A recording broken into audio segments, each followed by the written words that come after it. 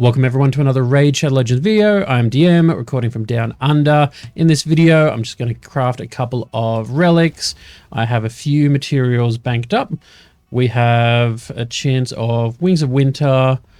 Grim Forest is going to be the main one. That's where we get all our stuff. Really disappointing that Chimera gives us so little. If we have a look in comparison, Chimera not even giving me one legendary pool. So that's... it is what it is. But we have 100 for Chaos Wakes and 150 for Wings of Winter. So Chaos Wakes... I don't know. Shadow would be quite interesting. Attack-based damage dealers. Speed. And crit damage on the Crown of Corruption, which is quite solid. Not really interested in Scarlet Treason. I mean, I don't have one, so... getting a new one, not the worst. This one, Gilded Pinion, I assume this means that when you haven't used your abilities, that you take less damage. Yeah, I don't know. Not really that interested. And Wings of Winter. Increasing a random skill's cooldown by a single target. I mean... in this kind of meta, this one could be quite useful. Attack as the main stat with crit damage all the way back there is probably less useful. It's not the worst thing I've seen, but it's not that interesting. Fortify. For 2 turns at the start of each round. Alright. 10% less effective when the wearer has 50% HP or less. Speed. Interesting. Thunderbolt, if you're up against shield teams. Removes all debuffs from the wearer whenever they lose 70% or more HP from damage by an enemy in a single turn. I mean, in certain situations, it does have resistance and speed, so if you put that on your reviver or something like that, that could be useful. Honestly, not probably what we're looking for. Lens of Intangibility. Wearer ignores 10% of a target's defense. At the start of a round, places a perfect veil. This one could be very, very good. That's probably my most wanted, I think, out of all of these. Coronet. When all the wearer's allies are dead, places a block damage on the wearer for 1 turn. Has a 10% chance of placing this buff when a single ally dies. With crit damage. Okay. Alright, I can see some uses for it. It's probably not what we're looking for. Yeah. Our most wanted, low chance, Lens of Intangibility. That would be quite good. Wearer ignores 10% of a target's defense. That's what we like to see. Alright, so let's just get out a couple of these basic Chimera ones. Don't know that I'll do them all. That'll probably drag this video out too much. It's not too much. I think maybe journals in here. Molten Death Bell again. What are we looking for? Oh, just all Molten Death Bells. That keeps it quick. Unholy Grail, not very useful. It's one of those ones when you're starting out, it's better than nothing. The Malefic Talent is decent, where it has a 20% chance to deal 10% more damage. It's the budget option for damage dealers. Quite good. Another one. Don't mind having a couple of them extra. And turn meter reduction effects are boosted. Alright. Epics. No, we're still pulling on the rares. That is all our Chimeras. Not as long as you would expect. Clan. Don't think there's really a good chance of getting anything here. Nope. And what do we got? Wearer increases damage of each hit on the next attack by 3% of any surplus heal when self-healing.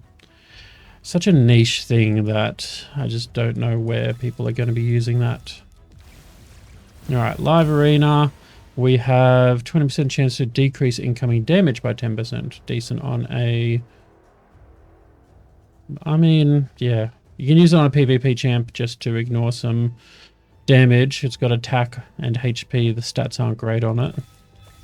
Again, budget when you're starting out, otherwise probably not getting you anywhere. Faction Wars, we've got a few of the rares. Nope.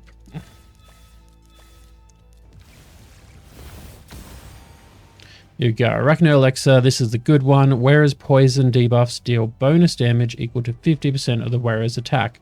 Any poisoner, there's very few exceptions, but most poisoners should be wearing this. And you really want to crank their attack for it. You can see some different builds on like an Ezio who can do poisons, but he does a little bit of everything, so he's a little bit different. But yeah. Let's go down to, nope, don't have enough of them, so let's go into the epics for Wings of Winter. Oh, from the group. Whenever the wearer's turn meter is filled by a skill, also heals the wearer by 3% of their max HP once per turn. Decent in some PvE scenarios where you're running Senna, Androck, Raka, anyone who's boosting your turn meter. It's more for a specific build. I think you wouldn't just generally put that on someone.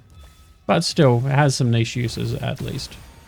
And that is a definite no. Let's go for some legendaries. Let's go one pool. Oh, here we go. Removes all debuffs from the wearer whenever they lose 70% more HP from damage by an enemy in a single turn. It's interesting. It's got resistance. It's got speed. I can definitely see places, plus being legendary has the 3 gems on that, so that's not the worst thing. It's kind of nice to pull something from the Wings of Winter because that's such a limited pool. Side tangent, I really think that they need to stop making new groups and start going back to these. We need some of these, or just move them. If you want to move Alice's Adventure, has a Cat's Gaze that everyone wants, only 2 items in it. Just move it into the standard pool. Simple. You don't need a new event for it. But they really need to cycle back to some of the old ones rather than keep adding new ones. I don't want to see new relics. Not for a while. Alright, so that's Wings of Winter done. Faction Wars were done. Let's go down to... So we've got Chaos Awakes and then Grim Forest. So get some rares going. 15% chance of an epic. Wearer receives 1% defense for each 15% HP missing. What else can we get? Standard, we don't care for them. Chaos Awakes, same one again. Alright, last epic chance. Let's get an epic at least. Alright, epic, Gaze of Damnations. Wearer deals 2% more damage per skill activated, stacks up to 10% per skill activated, and receives 1% less damage per skill not activated by enemies under fear or true fear debuffs. There's a lot in that. 2% more damage per skill activated. I guess maybe on mythicals that counts more skills. Because where are you getting the 5 skills otherwise? Or is that per your team? Bit too complicated. Plus, it's also for enemies under fear or true fear. If you're running a Fabian, which is quite common, or some of those champs, then sure, this could be possible. Good, but Fabian wouldn't take it because, yeah, that's just weird. Chaos Awakes. Let's go. Legendary chance. We have a 40% chance of getting a legendary, 0.5% of a mythical. We are legendary. Skull of Treason from the Chaos Awakes. HP debuffs placed by the wearer deal 10% more damage to enemies with higher max HP. If I ever get Volcanos, that is going to be amazing. Could put it on maybe like a Sikia or... Not too sure. Not the worst one. And it's nice to get something from that group, but probably not changing my account. But here we go. Grim Forest. This is what we grind for. Standard ones we don't care for. Grim Forest, whereas a 20% chance to ignore 10% of the target's resistance when applying debuffs. decent budget one when you're trying to build out champions, especially it's like your non-mythicals, because mythicals are easy to get the debuffs and that on, but for the lower ones, when you're struggling with accuracy, this will give you more accuracy and chance to ignore their resistance, so that's quite good. I like some of the niche ones that have a use even if you may not always. Whereas 20% chance to ignore 5% of an enemy's defense when attacking. This is the equivalent of the dagger that we were talking about earlier. It's quite good for a budget. There goes my smart lady scaring the crap out of me. She just likes to always listen. Alright, Grim Forest. Revolting Seedling. When the wearer receives damage, has a 20% chance to heal themselves by 20% of the damage received. It's a good budget option for someone you're trying to keep alive, but otherwise not so great.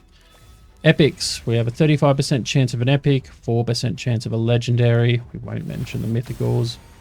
Epics. Compass of Anaxia. When the wearer is under a crowd control debuff, all turn meter fill effects increase the wearer's turn meter by an additional 20%. Anaxia being the mythical lizard champion you'll be getting from Grim Forest. Such a hard one to really make any use out of. I don't think that's something that many people will actually be applying. Has its uses, but yeah. Back to ignoring resistance. I was hoping to sneak one legendary out of these. At least the smart lady isn't interrupting again. Alright, so legendary chance. We have a 40% chance of a legendary, 0.5 of a mythical. We are in the epic land. Alright, let's go again. As long as we can pull that mythical on the big ones. Here we go, Spore Burst Rod. When the wearer places a poison or bomb debuff, has a 10% chance of placing a second debuff for 2 turns. Only counts debuffs placed by active skills.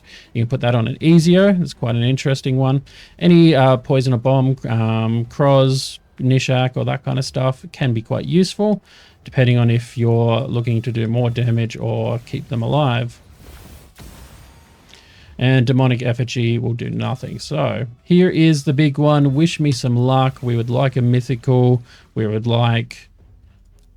What's its name again? Grim Forest is down here. We want the Lens of Intangibility. All right, let's go. Mythical. No, legendary. Back with the poison or bombs. So still, we got a couple of legendaries. Still no wands. They're just avoiding my account like no tomorrow. Unsure why. Do I want to combine some? Sure, let's go just for that bonus, just for the chance of a wand. Aspect of Seroth, so close.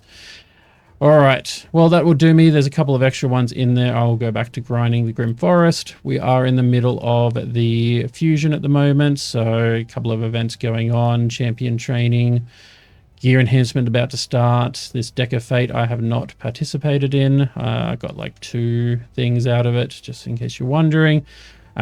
Did not want to pull my Mortal Soul Stones. I've got a few. I could do this event if I really wanted to, but I would rather save that for a guaranteed champion. That's more where I'm at. The glyphs can be very endgame changing, but if you have the luck I have with rolling gear, getting a quad roll of speed is almost impossible, just like pulling a wand. So, not my event, but still good for others. But that's been this video. I hope you enjoyed. Leave a comment and let me know if you've been pulling some good relics